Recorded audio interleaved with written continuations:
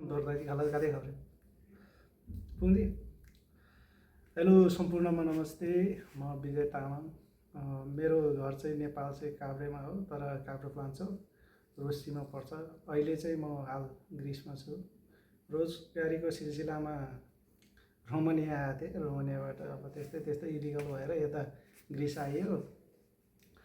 यो म आएको चाहिँ अहिले आजभन्दा 1 वर्ष जति अगाडि भनौँ न आएको थियो। तर त्यस टाइमदेखि यो व्हाइट कार्ड भर्ने प्रोसेसमै थिएँ। अब कहिले खोल्छ कहिले भर्छ भन्ने उसमा थियो। तर भर्न त पहिल्यैदेखि भरेको, तर सब्मिट पनि गर्न खोजेको भएन।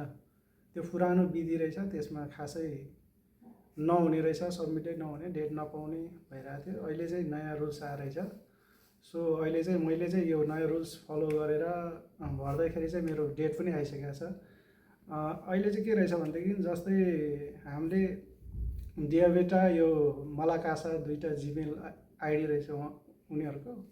त्यसमा चाहिँ हामीले आफ्नो डिटेल्स राखेर अनि मेल गरेपछि 2-3 दिनपछि उनीहरूले डेट हामीलाई रिटर्न दिने रहेछ। 2-3 दिनपछि भनौँ न हामीले डेट अब मेल गर्ने रहेछ। हामीलाई यति दिनमा हामीलाई क्याम्पमा उपस्थित हुनु भन्ने डेट दिने रहेछ।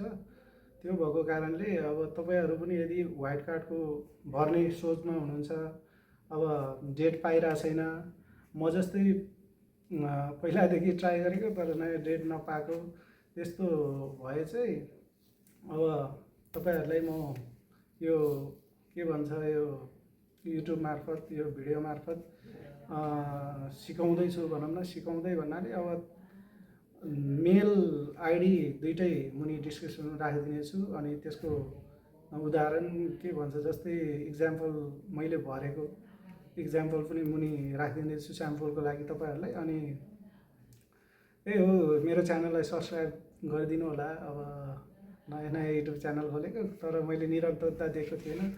अब धेरै गाह्रो छ नि त, हामी म जस्तै अब भर्न खोज्ने तर नपाउने, डेट नपाउने। पहिलाको त्यो सब्मिट विधि अलिक गाह्रै झन्झट पनि, अब कतिखेर खोल्छ थाहा नै नहुने। तर अहिले चाहिँ एकपल्ट मेल गरेपछि टक्क 3-4 दिनपछि रिप्लाई आउने, डेट दिने रहेछ।